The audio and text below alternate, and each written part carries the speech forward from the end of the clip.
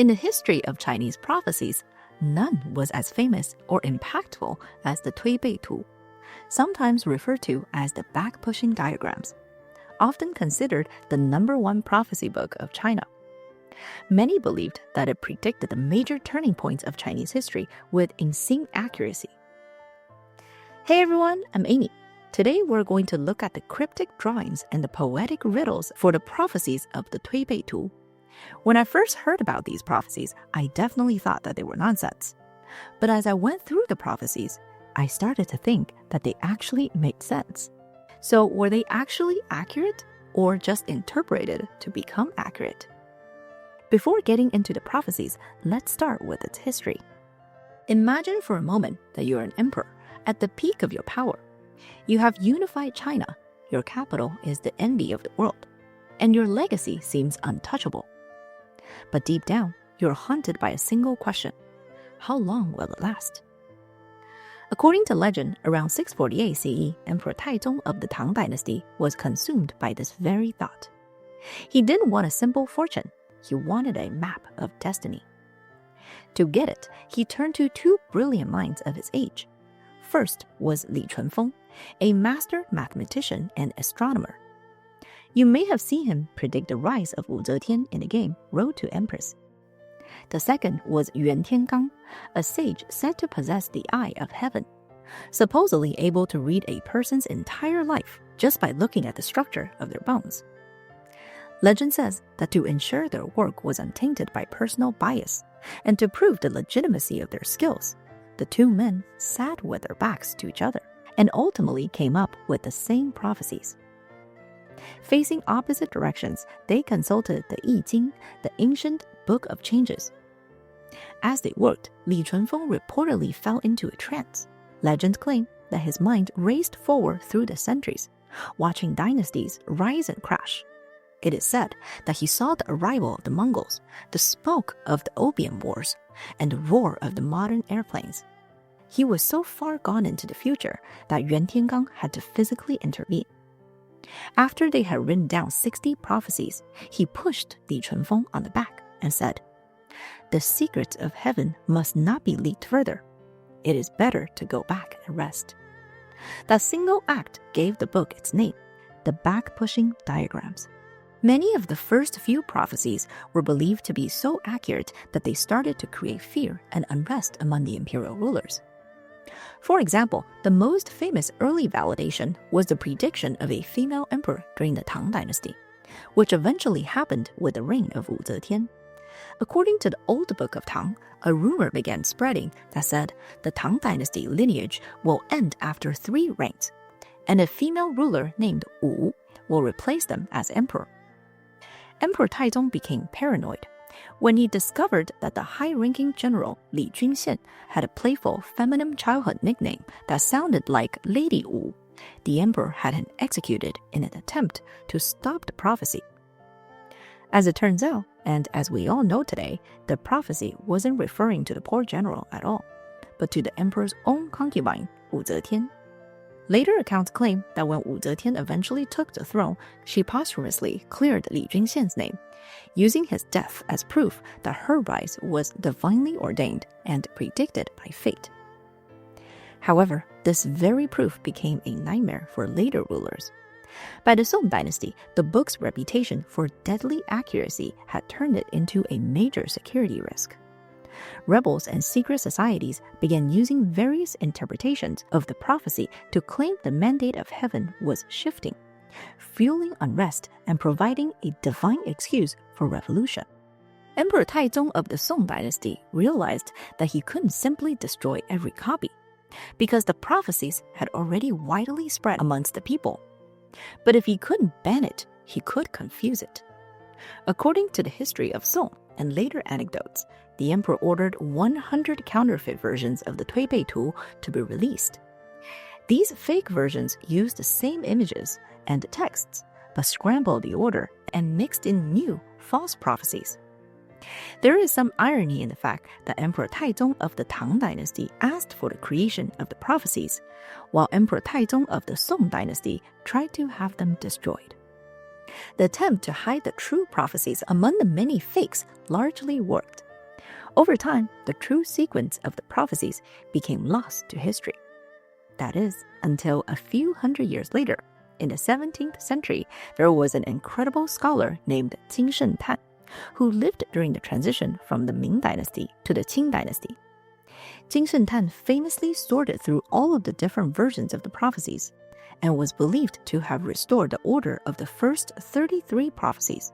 He believed that these 33 prophecies referred to events that had already happened before his time. So he used those events for his arrangement and to prove how those prophecies had been right all along. Now, before we look at the actual prophecies, we need to understand the mechanics of how the Tuibeitu was supposed to work.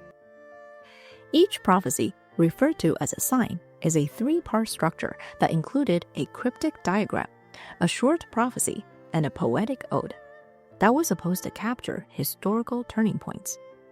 These were moments where the mandate of heaven shifted and the world changed forever. Unfortunately, the original diagrams that were supposedly made by Li Chunfeng and Yuan Tiangang have been lost to time. But there are many recreations of the Tuibeitu that survive today. The most commonly seen version is the one we will cover. It is believed to be close to the version that Jin Shengtan arranged. And it uses diagrams that were likely recreated in the Ming or Qing dynasties. Given the vague and unclear nature of the prophecies, there are many ways to interpret them. I will focus on the perceived main reference for each prophecy and explain some of the more interesting points. I will try my best to provide translations that make sense in English, but honestly, most of the language does not translate well.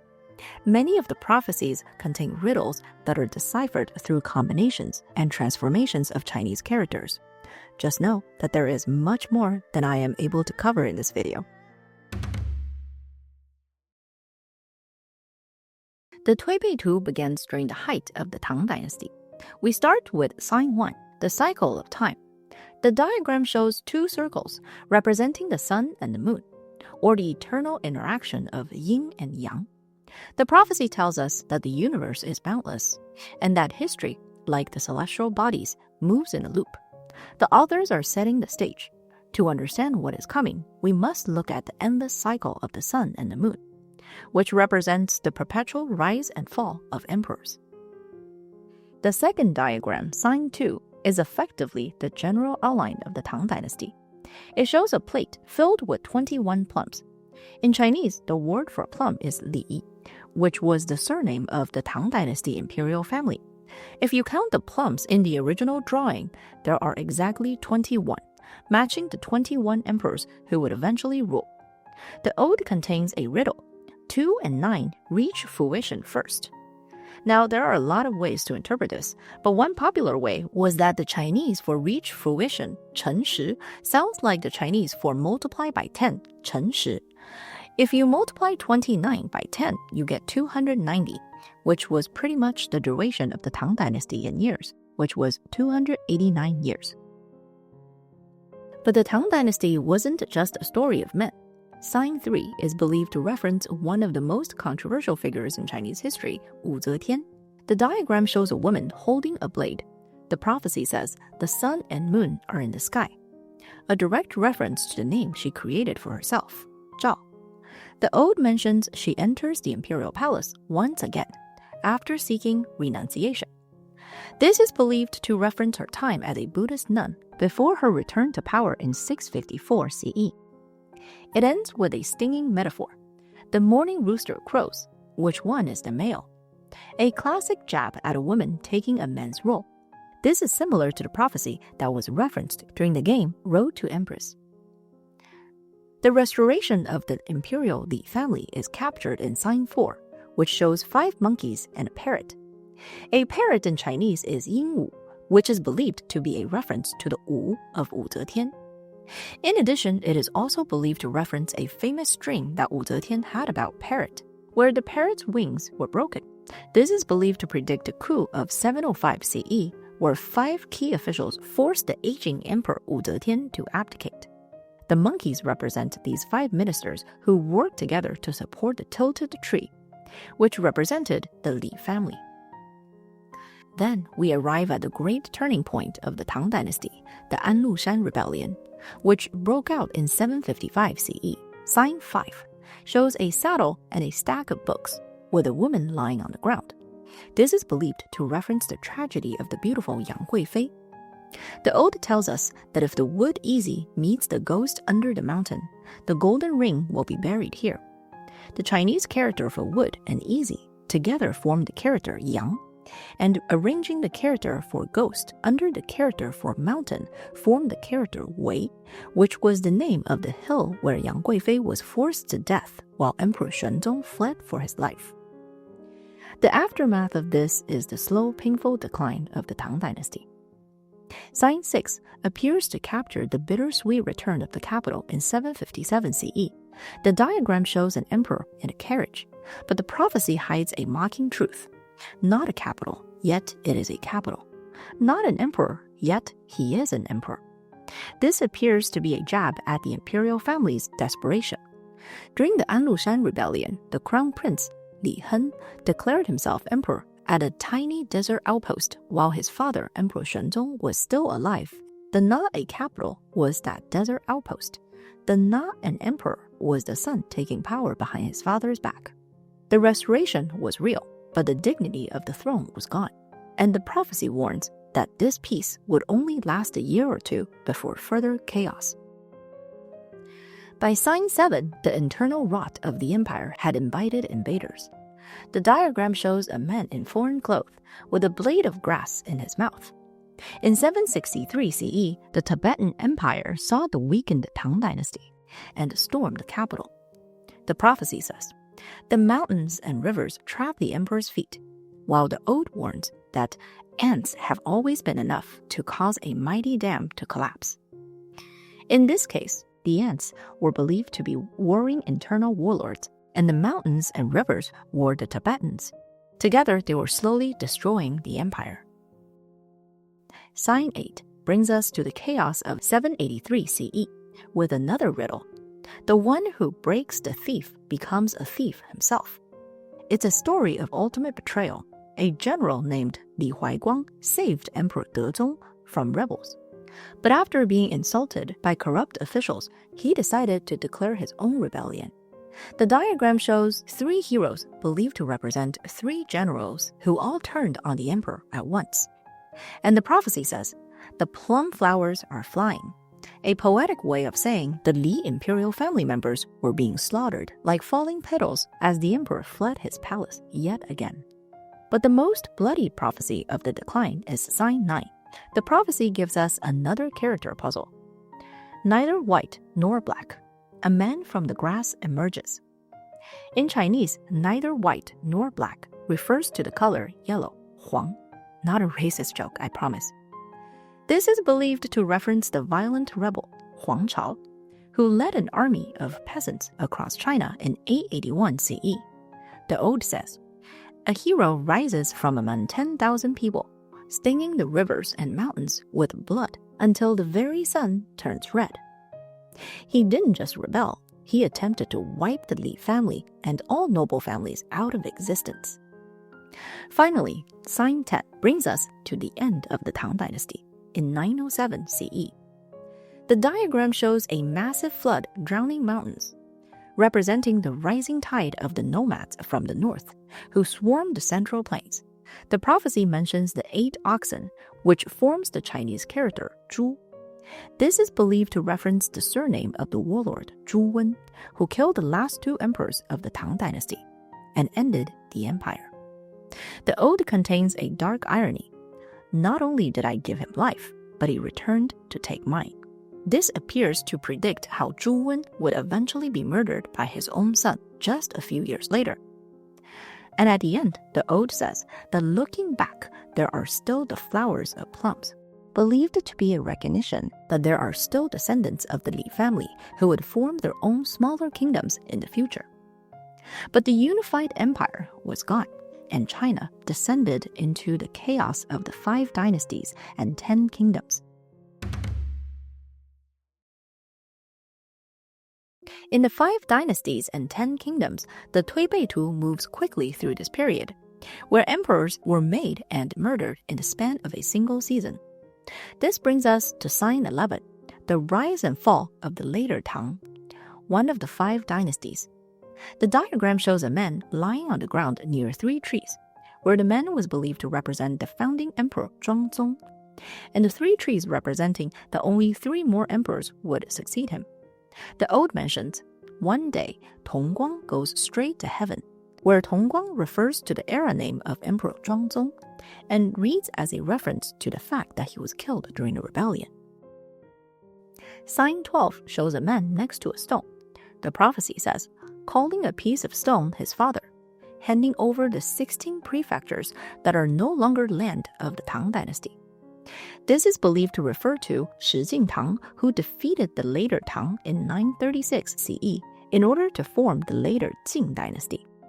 He shamefully called the leader of the northern tribes his own father, and handed over the 16 prefectures of Yanyun in order to secure his own power. For centuries after, Chinese historians would curse him as the one who sold the northern lands of China for his own desires.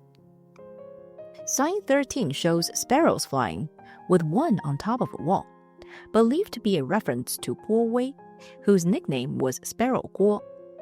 In 951 CE, he overthrows the later Han to form the last of the 5 dynasties, the later Zhou, and the prophecy says, the sparrow flies high. Sign 14 is believed to be about Chai Rong, the second emperor of the later Zhou. The prophecy says, the withered tree meets spring for only a moment, a reference to Chai Rong's attempt to reunify China, but dying suddenly just 5 years after becoming emperor.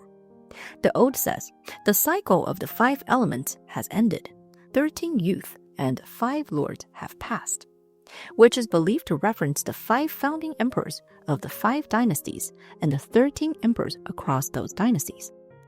This leads us to the rise of the Song Dynasty in 960 CE.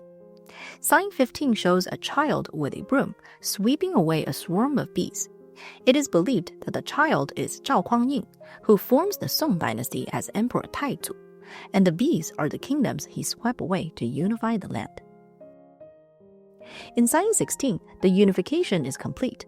The diagram shows an emperor sitting while 5 people bow, believed to represent the 5 kingdoms that surrendered to him. The prophecy says he was born with a holy martial spirit. Unlike the bloody coup of the past, the Song Dynasty was founded without elimination of the founding generals. He famously invited his generals to a cup of wine and convinced them to retire with riches rather than fight for power. The Tuibeitu is believed to praise this, saying he does not kill the people but preserve their descendants. However, even a unified empire has its shadows. Sign 17 describes the Chanyuan Treaty in 1004 CE. The diagram shows 2 men standing on opposite sides of a river, believed to represent the Emperor Zhenzong of the Song Dynasty facing invaders from the north. The prophecy celebrates the emperor personally crossing the river to inspire his troops. This marked the beginning of an age of peace, ending the long cycle of war that had plagued China since the fall of the Tang Dynasty. The ode praises a perfect woman, where the Chinese character for which, when combined together, formed the character Kou. This is believed to reference the Chancellor Kou Zhen, who was praised as the main facilitator of this peace. Unfortunately, this treaty required the Song Dynasty to continue to accept Liao Dynasty control of the northern 16 prefectures, which would then not be reclaimed by China for several hundred years. As the Song Dynasty moved past its early struggles, it enters a period of cultural brilliance. But the Tuibeitu warns that stability often hides the seeds of decline.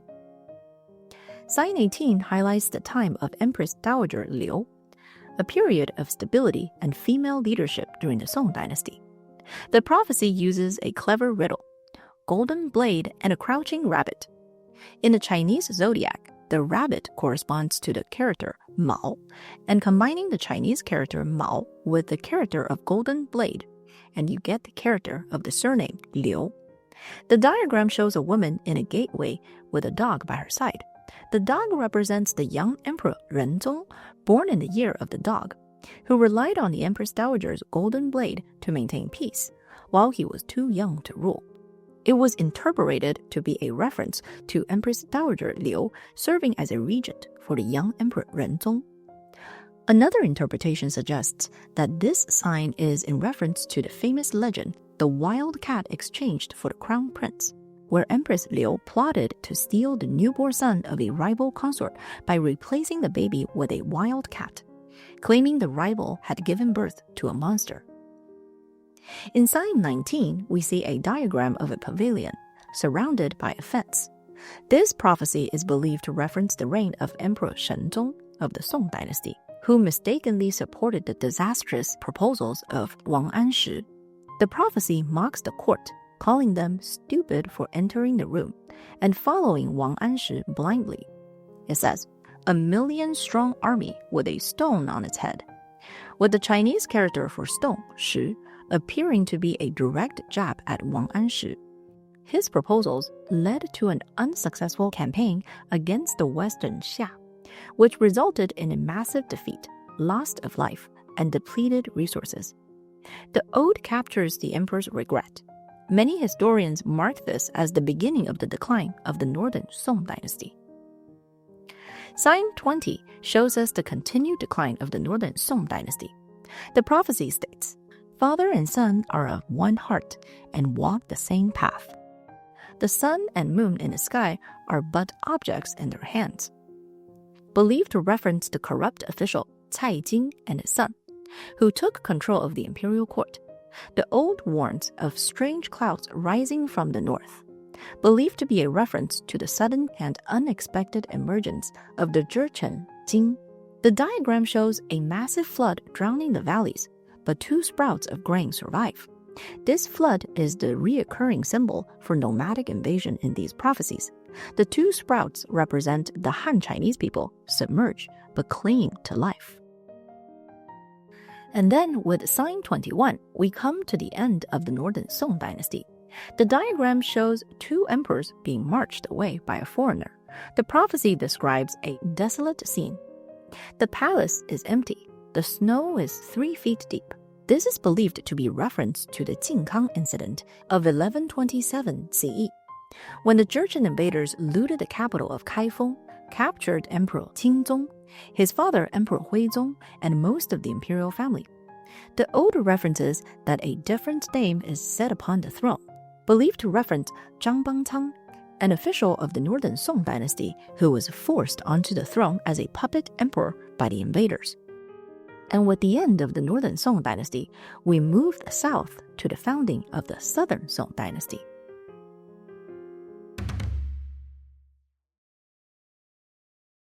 The transition to the Southern Song Dynasty is captured in sign 22.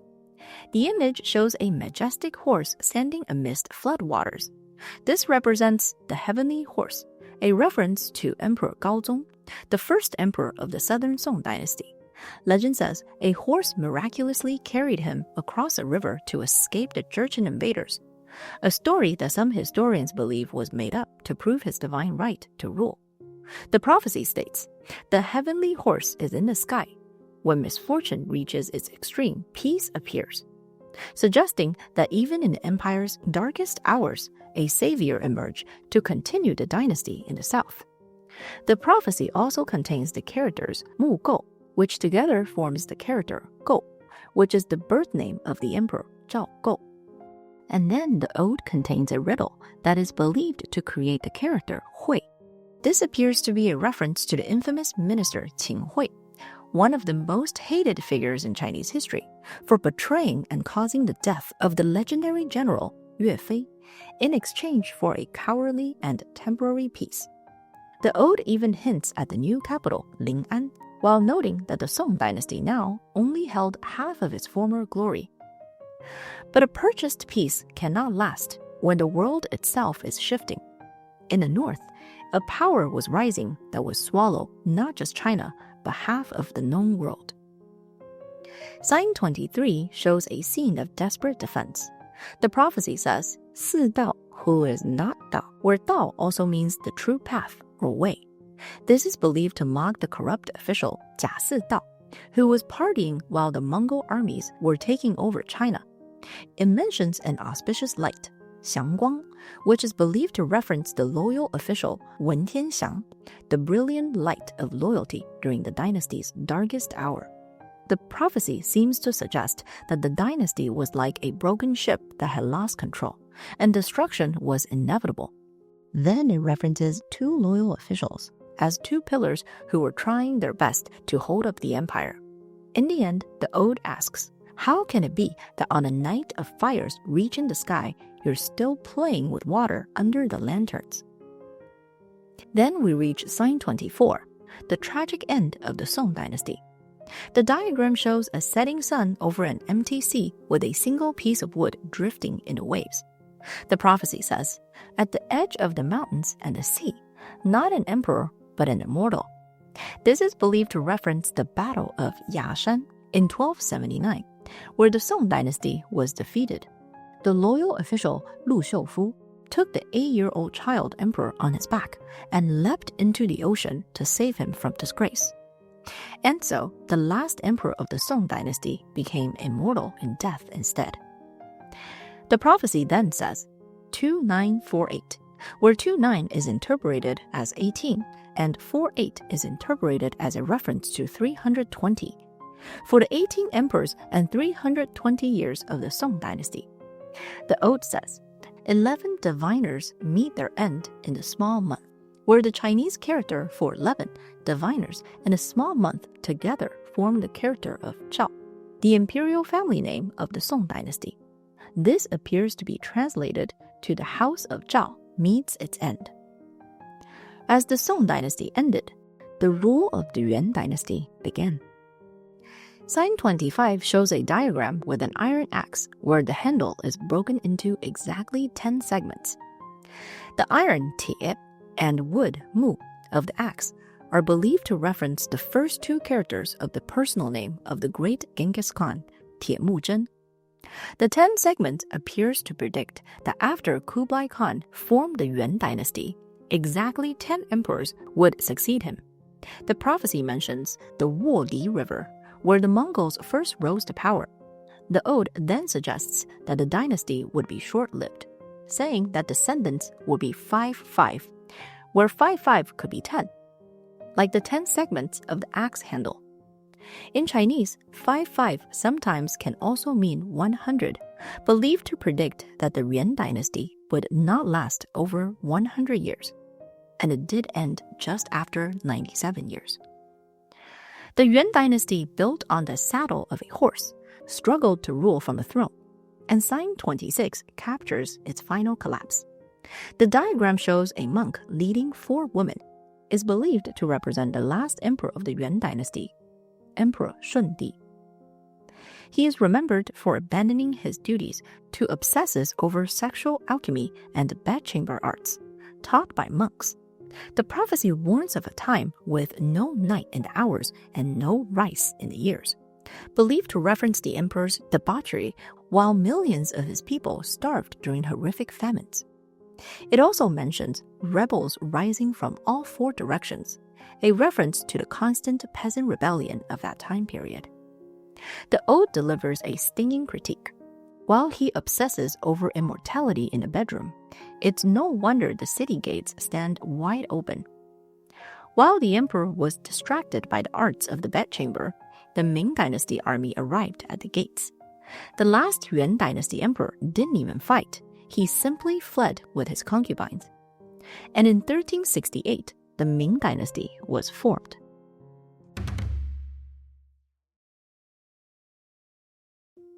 Sign 27 begins with the rise of the Ming dynasty. The diagram shows the sun and the moon shining together over a tree, forming the character Ming. The prophecy says, only the sun and moon remain, rising from the very bottom of society. This highlights the humble origins of the founder of the Ming dynasty, Zhu Yuanzhang. The prophecy adds, born in accordance with fate. Its color is said to be crimson, a dual reference to his surname Zhu, which also means bright red in Chinese, which is similar to the color crimson, and his leadership of the Red Turban rebels. Some also think that it's a reference to the fire element of the Ming dynasty. The ode mentions that emerging from the chanting of sutras is the true king. believed to be a reference to the emperor's former life as a Buddhist monk. But the peace was soon disrupted by family blood. Sign 28 captures the Jingnan campaign, where Emperor Yongle usurps the throne from his nephew. The diagram shows a city gate consumed by fire.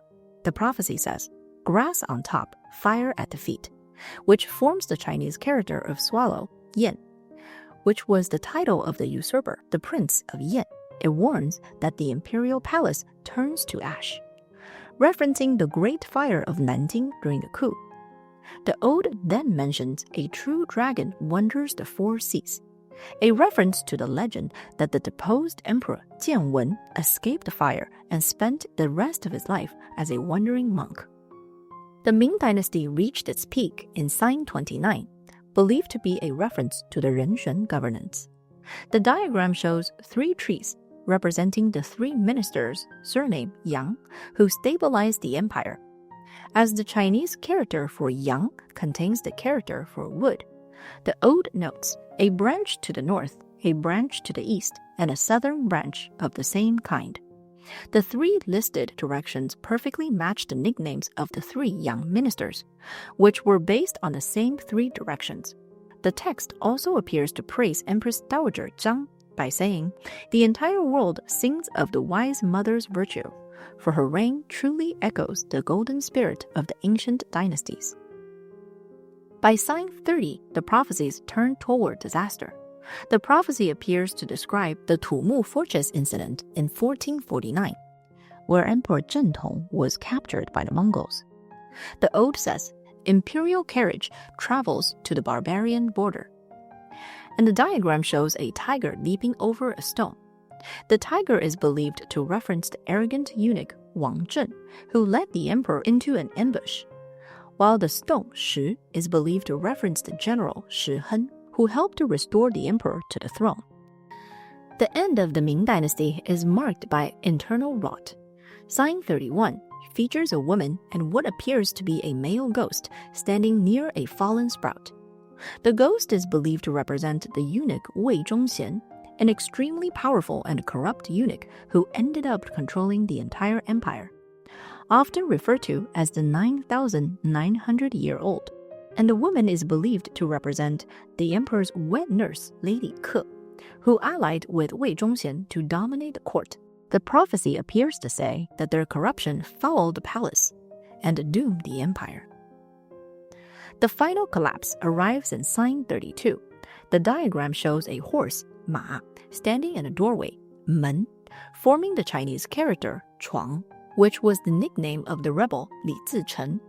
The prophecy states, the sun and moon lose their light, which is believed to signal the end of the Ming Dynasty, as the Chinese character for Ming is formed by the character for sun and moon. As the rebels entered the capital, the last emperor of the Ming Dynasty took his own life. The prophecy also says, the count of 89 is exhausted, which is believed to reference the 17 emperors of the Ming Dynasty, including Emperor Jingtai. The ode laments, the willow blossoms fall and the plum blossoms wither, which appears to signal the end of the imperial family. Finally, sign 33, the last sign with a determined event from Jin Shengtan, marks the arrival of the Qing dynasty. The diagram shows a boat coming from the northeast, carrying 10 people and 8 flags. The flags are believed to represent the Manchu 8 banners, and the 10 people are believed to represent the 10 emperors who ruled the Qing dynasty. Starting with Emperor Shunzhi, the prophecy says, the yellow river runs clear, which appears to be a reference to Qing, which means clear. During the late 19th and early 20th century, many anti-Qing dynasty revolutionaries used the Tuibeitu as a propaganda tool. They looked back at major events of the Qing dynasty to find them in the later signs. Their goal was to prove that the fall of the Qing dynasty was predestined. Which brings us to sign 34 through sign 37. Sign 34 is believed to capture the rise and fall of the Taiping Rebellion that started in 1850. The diagram shows floodwaters drowning 2 skeletons in a field of grain. The Chinese character for flood, Hong, appears to be a reference to the rebel leader, Hong Shouquan, and the skeletons appears to represent the millions of lives lost in the rebellion. The prophecy warns of hair on the head, but a fear of white cloth, which seems to describe the rebels' refusal to shave their heads into the Manchu queue and their religious taboo against the white clothing. The prophecy continues, in a time of peace, king kills king. First, Taiping means peace in Chinese. So this could be in a time of Taiping, and king kills king could be referring to the fact that the rebel leaders turned on each other and started killing themselves in the end. Then we came to sign 35, which appears to predict the Second Opium War. The diagram shows 3 men carrying bows entering a city. These are believed to represent England, France, and Russia. The prophecy says someone from the west stepping into the sacred capital, marking the first time Western powers captured Beijing. It then says that the emperor leaves and does not return, capturing Emperor Xianfeng's flight and subsequent death. And then ends with 3 pillars held up the tilting empire, which could refer to the 3 ministers who stabilized the empire during the chaos. Then sign 36 is believed to describe the Boxer Rebellion and the 1900 invasion by the 8-Power Alliance. The diagram shows a woman on horseback fleeing west toward a gateway. This appears to represent Empress Dowager Cixi fleeing to Chang'an. The prophecy says, a delicate woman defending with bare hands, which is interpreted as mocking the Empress Dowager's belief that the Boxers with their bare hands could magically stop bullets. The ode then says, mother and son do not separate, looking west toward Chang'an, which is believed to describe Empress Dowager Cixi and her son Emperor Guangxu fleeing the capital together. Finally, we see the end of Imperial China and the collapse of the Qing dynasty in sign 37. The diagram shows a ghost-like figure rising from the water, lifting a severed head, wearing a crown. This is believed to be a reference to the Xinhai Revolution in 1911.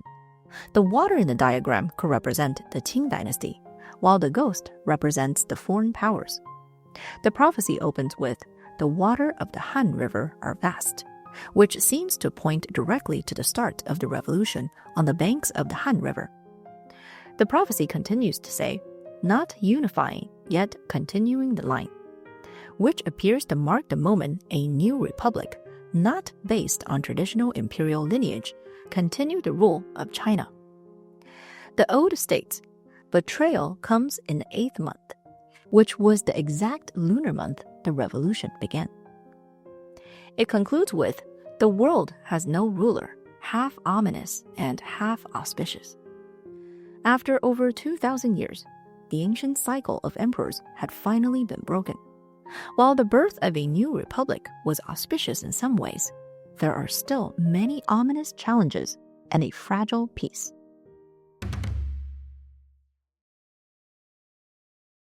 With sign 38 through 43, the prophecies entered the 20th century. Using analysis and interpretations from modern historians and contemporary decoders, let's see how these cryptic prophecies align with global events that define the last 100 years.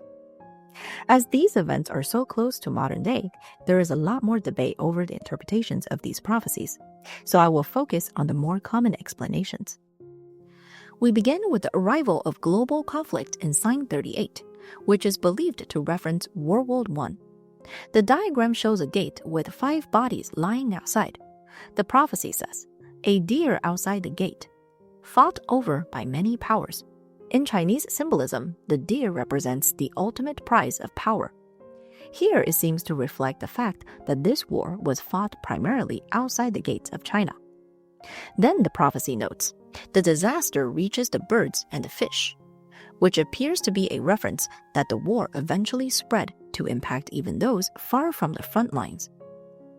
And it ends with, the water is deep and the fire is hot, where deep water usually represents a complicated situation, and hot fire could speak to the fire of war.